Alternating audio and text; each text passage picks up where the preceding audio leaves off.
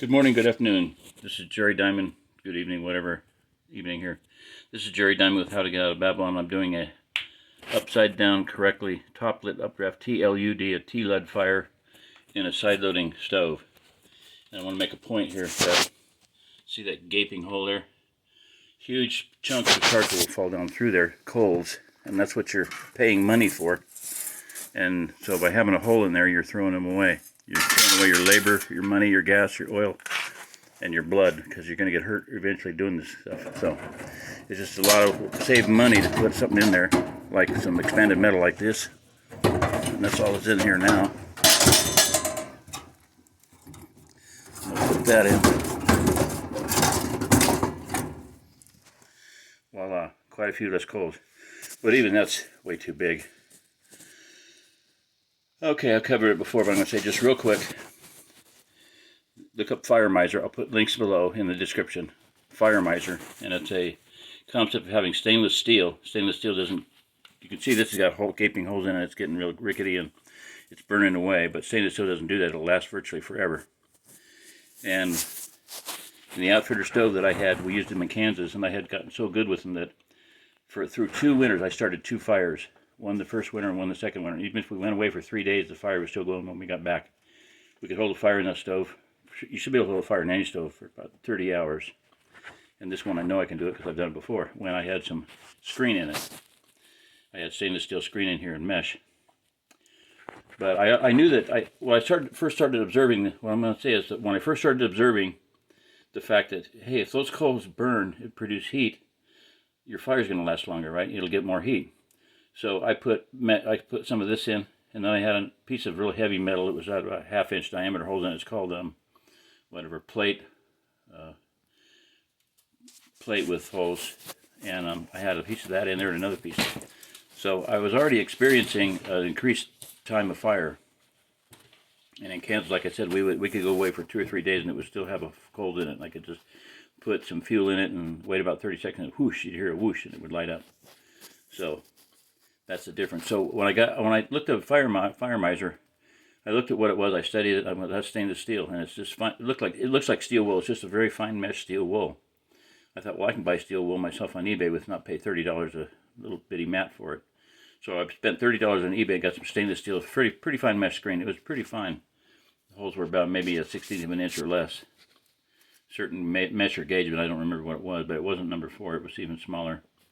Okay, so point being is that when I put it in there and I walked by the stove, and immediately I felt the difference in the heat just with the stainless steel, because it was acting as a reflector. Because the bottom of the stove was round, so I had made 2 bends, so it made it like a convex mirror, like a collector mirror, reflection mirror. So it became very much more effective. The water stayed hotter, everything stayed hotter, and my fire cut down. Long story short, I burned 15 boxes of wood, 15 loads of wood in it, and didn't have to take any ashes out because the ashes went up the chimney. They were so fine. So after 2 weeks, I finally checked the ashes, and there were no ashes in the bottom at all. They were building up inside on top of the screen because it was collecting it. But anyway, it'll extend your fire, cut down your work time, your everything. And it's also much safer because it burns the wood up. Instead of coating the chimney with creosote, it heats the wood up more evenly, burns your wood more evenly, and does a much better job of maintaining your fire. One of the biggest things is it's a safety hazard. There's a university study that proves that it produces 57% less possibility of flue fire. Okay, so I'm going to pause this, and I'm going to have my videographer. Okay, I'm going to put 3 long pieces in. I got a big flat piece here. I'm also teaching my friend's granddaughter how to do this. Hopefully she's going to learn something, won't she? Say yes. Mm-hmm. Sure. Sure. Okay. Now in this stove, because it's long and narrow, I had brought, just for, oh well, I didn't bring them. Now I'm on the second layer of little skinny, so I want to do diagonal because I don't have any short pieces to go crossways, so I'm going to go diagonal. So my next layer is going to be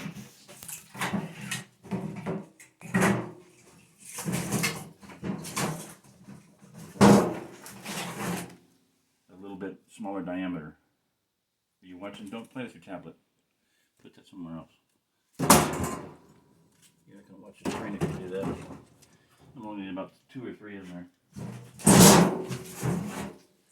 Okay, and the more flat stuff and the more, this is punky wood, it's crappy, but the more broken up wood you can get, they'll catch pieces, like right there. See I'm going to leave that in there. I'm going to turn that around, and like that.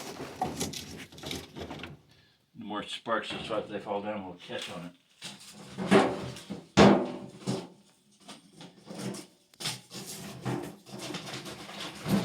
And for the third layer, I've got these. I'll put them in. I'm going to put a bunch of smaller pieces in lengthwise. I don't know if I said that clearly. I'm going to put smaller pieces in lengthwise. Smaller diameter, meaning not longer, shorter.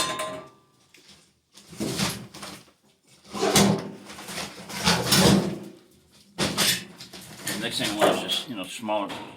The more bristly, the more multiple exposed pieces of wood, like that. That's good. That'll catch sparks and falling embers, which is the idea of it. Those I should put crossways a little bit more. Okay.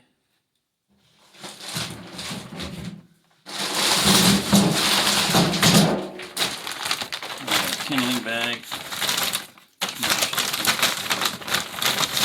Smaller and shorter. Smaller and shorter pieces now. Crossways.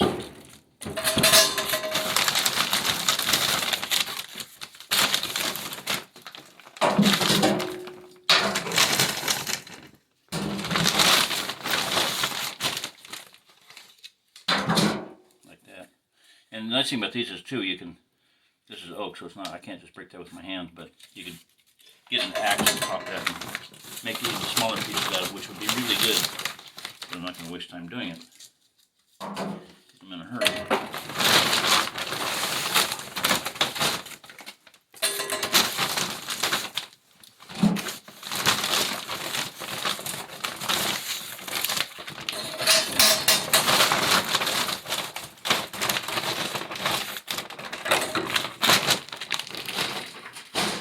Now, what do you have for kindling?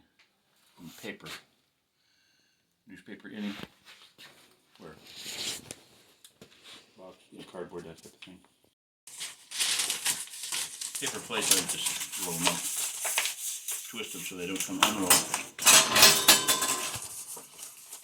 The reason you want to do a T-lid and top lid off your fire is because it works really well. But one of the reasons it works really well is because what you got to do is this flue has to be heated up before you're going to get any draft. Draft means you have air going up the flue, which means air has to come in somewhere. It creates a vacuum. So it sucks air in. It'll suck air in through this damper down here. Can you see that?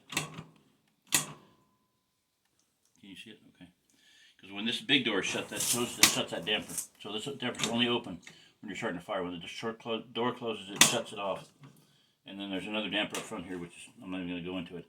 You can open this and that'll give it even more air intake, but it'll create intake so that fresh air is coming up through the fire, the bed that you laid. Now I want to show you something here. This is a good idea.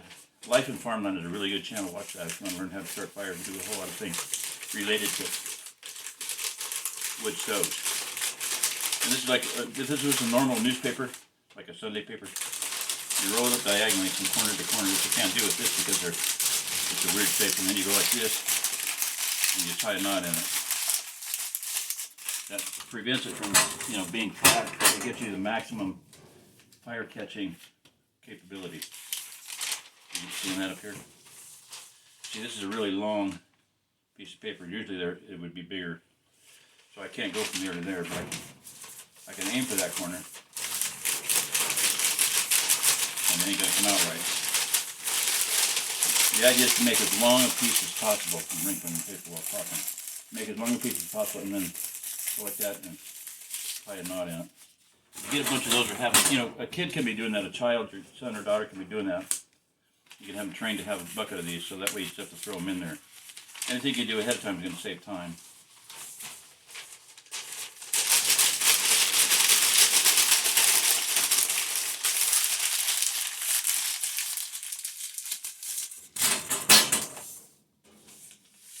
My nickname for this fire is Fire and Forget, because you can just fire it, light one match, literally light one match, walk back, come back about 2 hours later and put another piece of wood on it, and it will not go out.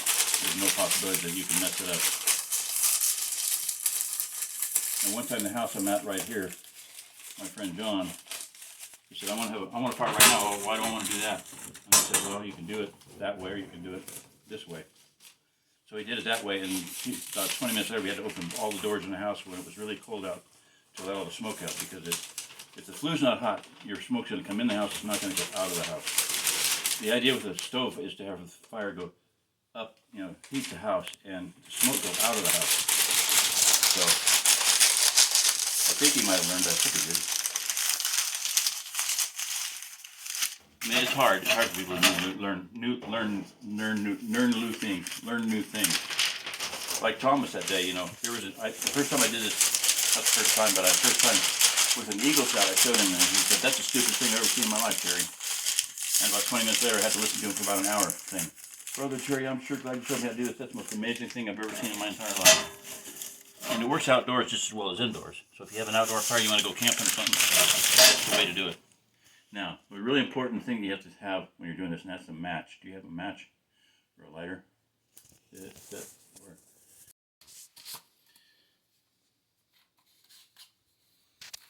it on? Okay. So I'm going to do one match, and typically normally I would have a piece of newspaper that I would have rolled up with an igniter, a lighting stick. Same thing, I would take a long piece of newspaper and roll it up lengthwise and twist it really good. But once you twist it, don't hold it down like that if you're outside, because the heat will come up the column of paper like a paper towel tube, or roll up the cardboard tube inside a paper towel roll. If you do that, light it to the bottom and come up here, you've got a chimney, you're holding your chimney in your hand, and the heat will come right up the inside the tube and burn you. So don't do that. These are nice anyway. Who needs a lighter thing?